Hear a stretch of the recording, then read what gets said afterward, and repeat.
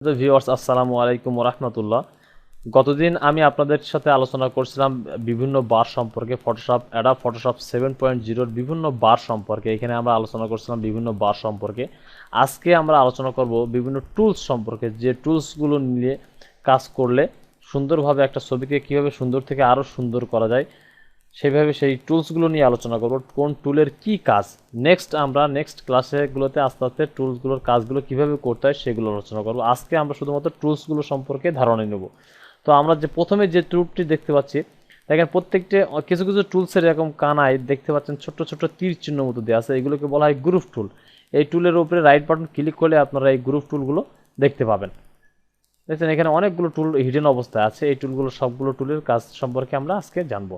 তো প্রথমে আমরা যে টুলসটি দেখতে পাচ্ছি, এই টুলসটির নাম হচ্ছে মার্কিউ টুল, রেক্টেঙ্গুলার মার্কিউ টুল। এখানে হিডেন অবস্থায় আরও কিছু টুল আছে। দেখেন এই রেক্টেঙ্গুলার মার্কিউ টুলের কারণ হচ্ছে আমরা যে কোনো একটা ছবিকে চতুর্ভুজ অবস্থায় সিলেক্ট করতে পারি এই রেক্টেঙ্গুলার মার্কিউ টুল দিয়ে। এটা হচ্ছে ইলিপ্টিক্যাল মার্কিউ টুল, এইটা দিয়ে আমরা যে কোনো ছবির একটা অংশকে বৃত্ত আকারে সিলেক্ট করতে পারি। এটা হচ্ছে সিঙ্গেল রো মার্কিউ টুল। এই টুল দিয়ে এক পিক্সেল প্রশস্ততা বিশিষ্ট রো নির্দেশ করা যায়। তার পরেরটা হচ্ছে সিঙ্গেল কলাম মার্কিউ টুল।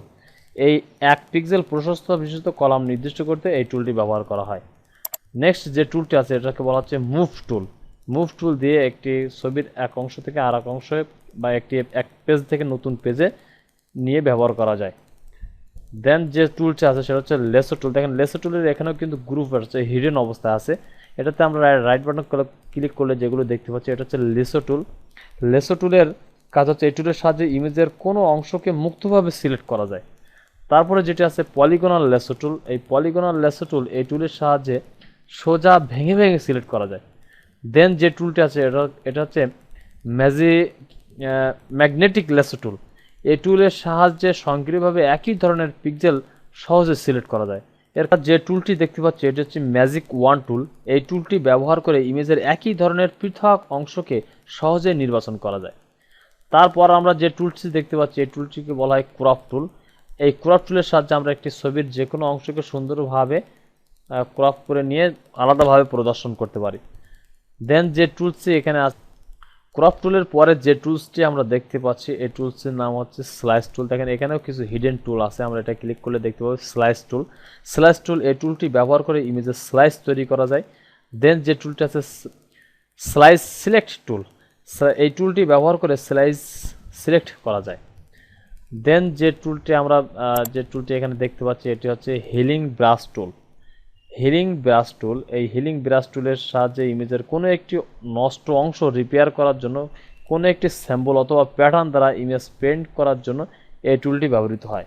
দেন যে টুলটি আছে এটা হচ্ছে প্যাচ টুল। নির্বাচিত ইমেজের কোনো একটি নির্বাচিত অংশ রিপেয়ার করার জন্য একটি স্যাম্পল অথবা প্যাটার্ন দ্বারা ইমেজ পেন্ট টুলটি এখানে আমরা দেখতে পাচ্ছি এটা হচ্ছে ক্লোন স্টাম্প টুল। এই টুলটি ব্যবহার করে ইমেজের অনুরূপ ইমেজ বা ইমেজের অংশ তৈরি করা যায়। এর ভিতরে আরও একটি আছে প্যাটার্ন স্টাম্প টুল। এই টুলটি ব্যবহার করে ইমেজের কোনো অংশকে সিলেক্ট করে প্যাটার্ন দিয়ে পেইন্ট করা যায়। দেন যে টুলটি আমরা এখানে দেখতে পাচ্ছি এটা হচ্ছে ইরেজার টুল। এই টুলটি ব্যবহার করে কোনো লেয়ারের সব ইমেজ অথবা নির্বাচিত অংশের পিক্সেল মুছা যায়। দেন এখানে আছে ব্যাকগ্রাউন্ড ইরেজার টুল। এই টুলটি দিয়ে সহজেই ইমেজের ব্যাকগ্রাউন্ড মোছা যায়। দেন যেটি আছে সেটা হচ্ছে ম্যাজিক ইরেজার টুল। এই টুলটি ব্যবহার করে কোনো লেয়ারে ক্লিক করলে স্বয়ংক্রিয়ভাবে একই ধরনের সব পিক্সেল ট্রান্সপারেন্সিতে মুছে যাবে। দেন আমরা যে টুলটি এখানে দেখতে পাচ্ছি ব্লার টুল। এই টুলটি ব্যবহার করে ইমেজে বা এর শক্ত অংশকে সফট করা যায়। তারপরে যে টুলটি আছে সেটা হচ্ছে শার্পেন টুল। এর কাজটা হচ্ছে ঠিক ব্লার টুলের উল্টা, এটি ব্যবহার করে ইমেজের ঘোলা অংশকে স্পষ্ট করা যায়। তারপরে যেটি আছে স্মাশ টুল। এই টুলটি ব্যবহার করে ইমেজের যে অংশে ড্রাগ করা হবে সেই অংশটি পিক্সেল আবছা করে বের হয়ে প্রান্ত সীমায় ছড়িয়ে যাবে। দেন যে টুলটি আমরা এখানে দেখতে পাচ্ছি এই টুলটি হচ্ছে ডস টুল ব্যবহার করে ইমেজের অন্ধকার অংশকে আলোকিত করা যায়। নেক্সট যে টুলটি সেটা হচ্ছে বার্ন টুল। এটা হচ্ছে অন্ধকার অংশকে, এই ডস টুল দিয়ে অন্ধকারকে আলোকিত করা যায়, বার্ন টুল দিয়ে আলোকিত অংশকে অন্ধকার করা যায়। দেন আছে স্পঞ্জ টুল। এই টুলটি ব্যবহার করে ইমেজের কোনো স্থানের স্যাচুরেশন অর্থাৎ ইমেজকে ক্রমশ গ্রেস্কেলে পরিবর্তন করা যায়। দেন যে টুলটি আমরা এখানে দেখতে পাচ্ছি এই টুলটি হচ্ছে ব্রাশ টুল। সরি, এই টুলটি আমরা বলতে ভুলে গেছিলাম, এটা হচ্ছে এর ভিতরে কিন্তু আরও কিছু টুলস আছে। দেখেন ব্রাশ টুল। ব্রাশ টুল এই টুলটি নির্বাচন করে মুক্তভাবে ড্রয়িং করা যায়। দেন পেন্সিল টুল। এই টুলটি ব্যবহার করে মুক্তভাবে লেখা যায়। তারপরে যে টুলটি আমরা দেখতে পাচ্ছি এটা হচ্ছে হিস্টোরি ব্রাশ টুল।